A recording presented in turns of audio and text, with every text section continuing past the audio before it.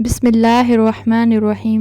السلام علیکم ناظرین، ویلکم ٹو حیاء الاسلام یوٹیوب چینل۔ جب حضرت آدم علیہ السلام اور حوا علیہ السلام دنیا میں تشریف لائے اور نسل بڑھنے کا سلسلہ شروع ہوا تو ہر ایک حمل سے ان کے 2 بچے پیدا ہوتے تھے، ایک لڑکا اور ایک لڑکی۔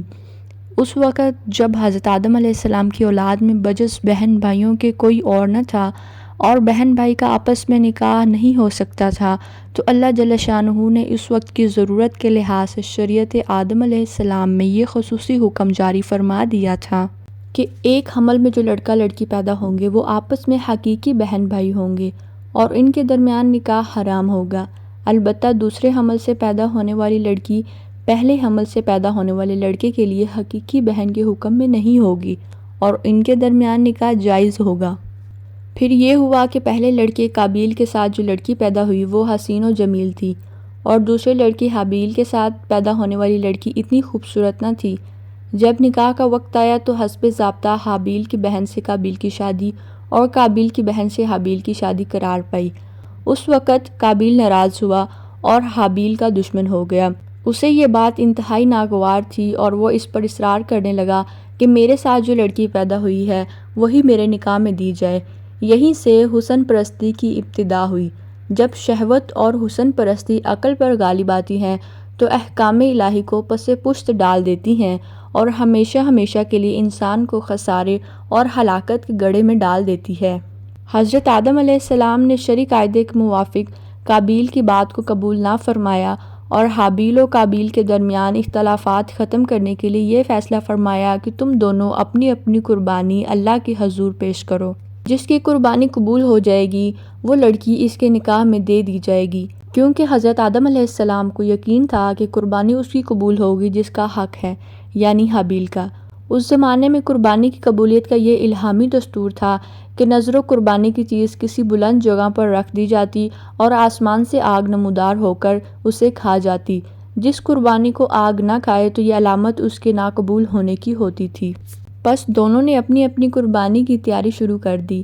حابیل نے جو مویشی اور بکریوں والا تھا اپنے ریوڑ میں سے ایک بہترین دمبا اللہ کی نذر کیا۔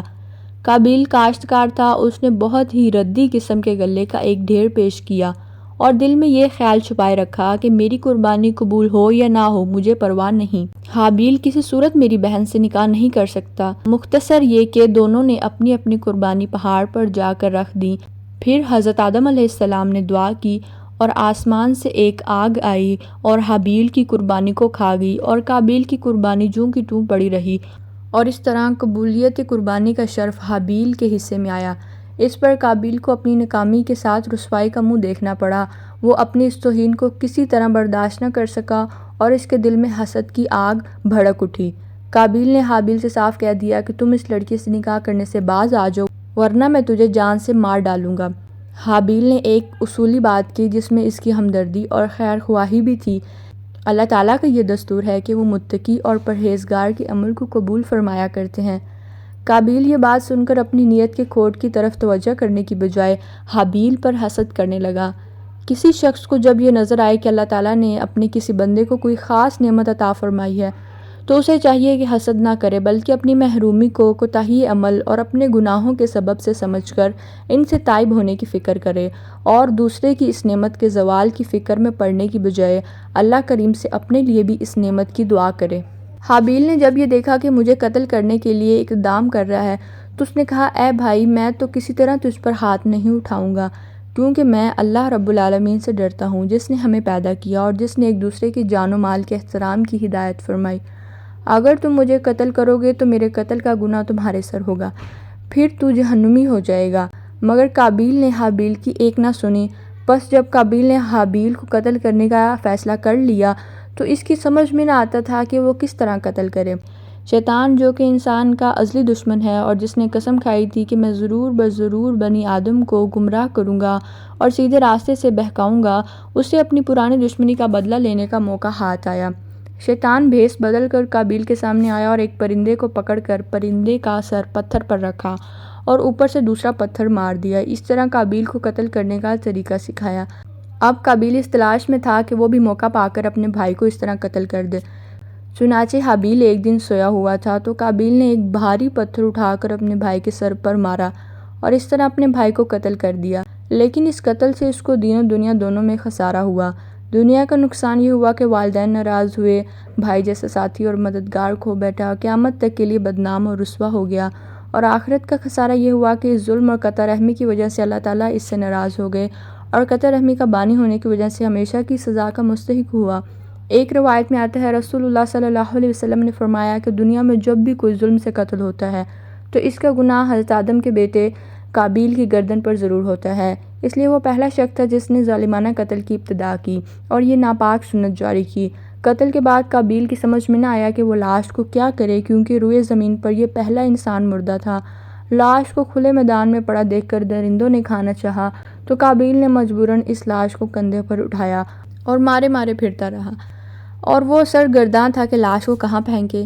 آخر اللہ تعالیٰ نے ایک کوا بھیجا جو اپنی چونچ میں ایک مردہ کوے کو اٹھا کر لایا، پھر اس نے اپنی چونچ اور پنجوں سے زمین کھرید کر ایک گھڑا بنایا، اس میں اس مردے کوے کو ڈال دیا اور اوپر سے مٹی ڈال کر زمین کے برابر کر دیا۔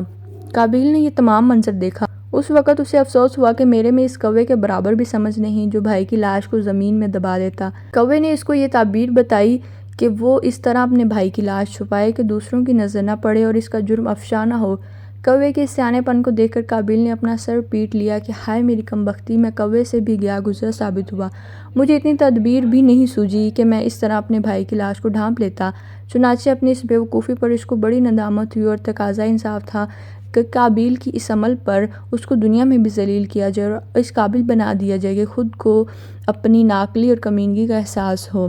اس لیے نہ تو اس کو الہام بخشا گیا اور نہ عقل کی روشنی عطا کی گئی، بلکہ ایک ایسے حیوان کو اس کا رہنما بنایا گیا جو عیاری اور مکاری میں طاق اور دنایت طبع میں ضرب المثل ہے۔ جو لوگ اللہ تعالیٰ کے حکم اور اپنے ضمیر کی آواز کی پرواہ نہیں کرتے وہ کوے سے الہام حاصل کرتے ہیں اور جرم کرنے کے بعد اعتراف و ندامت کی بجائے اس کو چھپانے کی تدبیریں کرتے ہیں۔ سنت اللہ یہی ہے کہ جب کوئی شخص اللہ کی آیات اور اس کے احکام سے اپنے کان اور اپنی آنکھیں بند کر لیتا ہے تو اللہ تعالیٰ اس پر ایک شیطان مسلط کر دیتا ہے جو اس کا ساتھی بن کر اس کو اس کی خواہشات کی وادیوں میں ٹھوکریں کھلاتا پھرتا ہے۔ اگرچہ حابیل نے قابیل کو بڑی مؤثر اور دل نشین نصیحتیں بھی کیں، لیکن اس کا دل ذرا بھی نہ پسیجا۔ اس جرم کے بعد قابیل کا بدن کالا پڑ گیا۔ اس ناحق خون ریزی کی وجہ سے کائنات کی ہر چیز متاثر ہوئی، درخت خاردار ہو گئے، کھانے سڑ گئے، پھلوں میں ترشی پیدا ہو گئی، پانی شور ہو گیا اور زمین غبار آلود ہو گئی۔ حضرت آدم علیہ السلام کو جب اس واقعے کا علم ہوا تو وہ 100 سال تک نہ ہنسے۔ اسی کے ساتھ ویڈیو کا اختتام کرتے ہیں۔ کمنٹ میں ضرور بتائیے گا ویڈیو کیسی لگی۔ حیاء الاسلام چینل کو سبسکرائب کر دیجئے۔ ملتے ہیں نیکسٹ ویڈیو میں۔ اللہ حافظ۔